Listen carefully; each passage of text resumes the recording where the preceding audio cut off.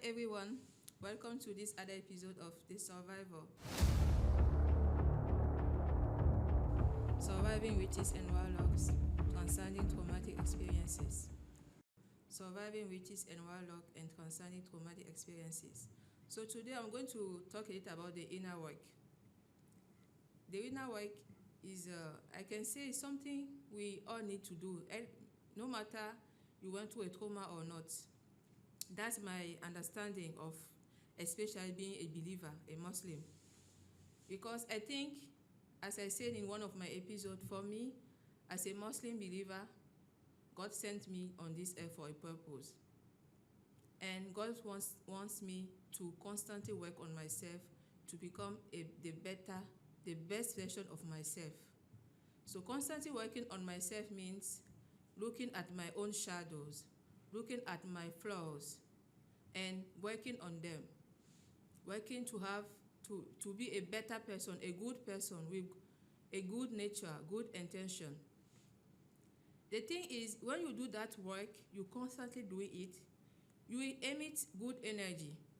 Because you are a good person, you wish good for people, you behave well with people, you have a good character. And everything that you do, if your personal interest or if it's just for someone else, you do it with good intention. Your intention is always good. Your intention is pure. If you do something, if you don't do it for God, you do it for goodness. So by doing that, by working on yourself to get rid of, to work on your flaws, you become someone who is more focused on yourself. Because you realize that as a human being, you are not an angel. You always have flaws. And you always meet people who will put you in condition that might maybe lead you to be out of character.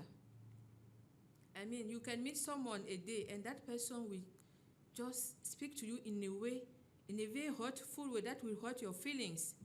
And if you are not someone who has reached a certain level of inner work, you cannot control yourself and you might maybe start fighting with that person. That's what happened. You see two adults fighting in the street. And you ask yourself, why will two adults go, why will that happen? Like, what happened? And two adults will start fighting with each other on the streets.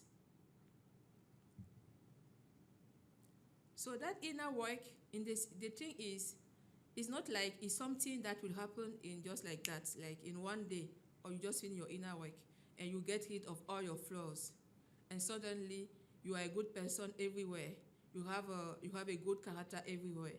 You have good behavior everywhere. You have good intention. No, it takes time, and it's very arduous. It's very long, because you have to be someone who is able to recognize that, oh, I went to that place, I spoke rudely to that person. You have to be that type of person who recognize your own mistakes. I did wrong. I wrong you. Please, sorry for what I have done to you. So let's say that you have to get rid of your ego.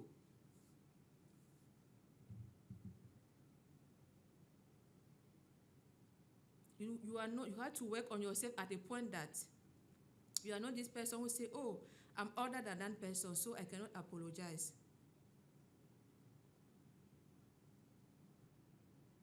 And to do the inner work, when you are a believer, it's very easier for you. Let's say it's easier. Why did I say it's easier? Because you have the books there. You have the Torah. You have the Bible. You have the Quran. So as a believer, your role is not just to go to the church and that's it.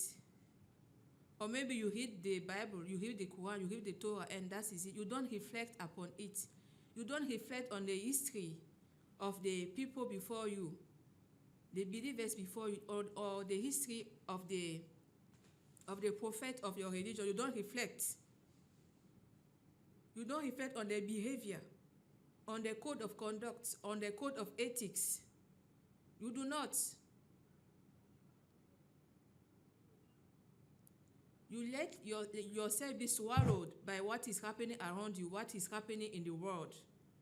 And in Islam, we call it dunya. You let yourself swallowed by the dunya. So instead of focusing on yourself, work on yourself to become every day by day a better version of yourself, you are following people. And I'm sorry to say it, but many people in churches, in mosques, they think they are aligned with God, but they are not. Most of them are aligned with demon of envy, demon of jealousy, demon of comparison, demon of ego. Many people are in the churches and mosques, but they don't wish good on anyone. I mean it, on anyone. It's not just about me. They don't wish good on anybody. Everybody where they see has some goodness, it becomes a kind of envy for them. If it is not them, then let be no one. That's this type of behavior, this type of thought they have. Or they have this type of being like ego. I have to be bigger than this person. I have to be superior to this person. And I wonder, and they have this say, most of those people have those say that this person can never be bigger than me. This person can never be superior, more superior than me. And I wonder, what do you call by bigger? What do you call by superior? And most of the time, it's nothing. It's just about money and power. That's it. It's not that the person is bigger in the term of the way the person conducts themselves, their behavior, their work, their ethics, their morals. Most of the time, it's just about the money and the status.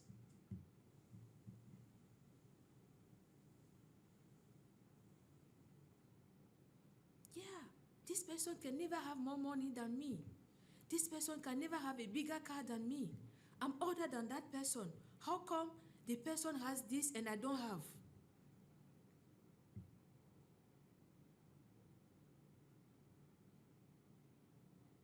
Because the first step of all the evil that I have seen is jealousy, envy, and comparison, and ego.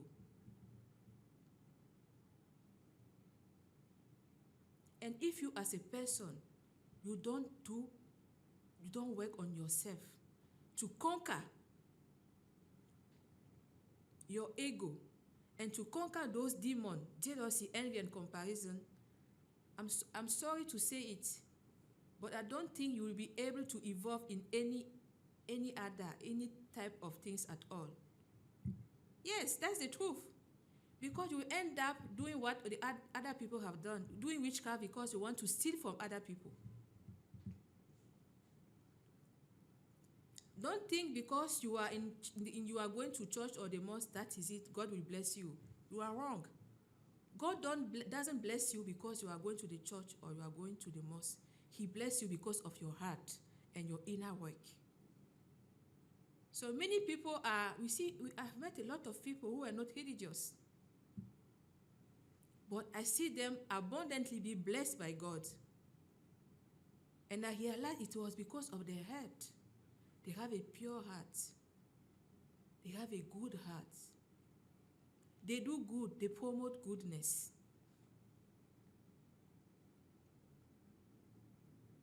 They have flaws like anybody else. But even in their flaws, if they hurt someone, it's themselves, not someone else.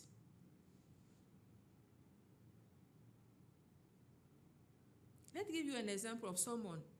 A man who sleeps around or a woman who is a prostitute.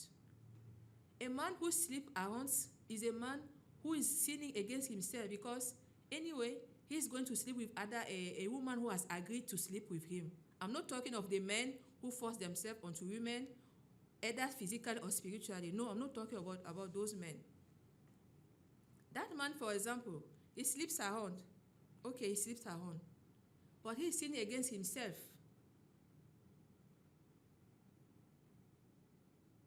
And you see, God will bless him because he has a good heart.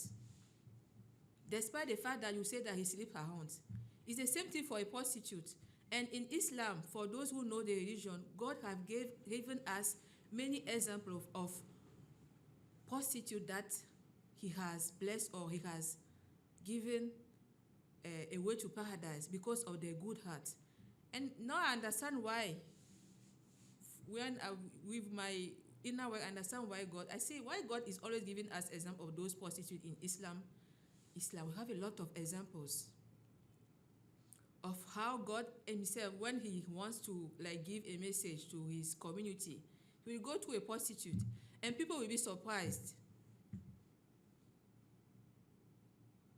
They used to say, God, she's a prostitute, she does that. Why do you?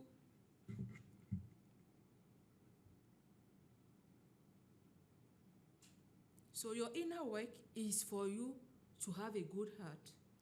And if you have a good heart, God will bless you. And you will be evolving. And you will have a good energy. And with that good energy around you, people will like you.